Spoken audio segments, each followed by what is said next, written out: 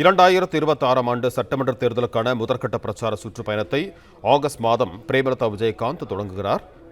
August 3ஆம் தேதி திருவள்ளூரில் தேர்தல் பிரச்சார சுற்றுப்பயணத்தை தொடங்குகிறார் பிரேமலதா. ஆகஸ்ட் 28ஆம் தேதி விழுப்புரத்தில் முதற்கட்ட தேர்தல் பிரச்சார சுற்றுப்பயணத்தை நிறைவு செய்கிறார்.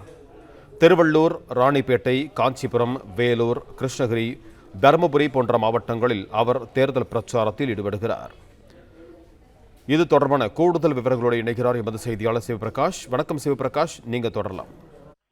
தேமுதிக பொதுச் செயலாளர் பிரேமலதா அவர்கள் கடந்த மாதமே தங்களது கட்சியின் மாவட்ட செயலாளர்கள் மற்றும் அதே போல பூத் கமிட்டி பொறுப்பாளர்களின் கூட்டத்தை முடித்துவிட்டு அதற்கு அடுத்த கட்டமாக சுற்றுப்பயணம் அறிவிக்கப்படும் என்று கூறியிருந்தார். அந்த வகையில் தான் இன்று அறிவிக்கப்பட்டிருக்கக்கூடிய இந்த சுற்றுப்பயணமானது ஆகஸ்ட் 3ஆம் தேதி தொடங்கக்கூடிய இந்த சுற்றுப்பயணத்தை திருவள்ளூர் கிழக்கு மாவட்டத்தில் பிரேமலதா அவர்கள் தொடங்குகிறார்கள்.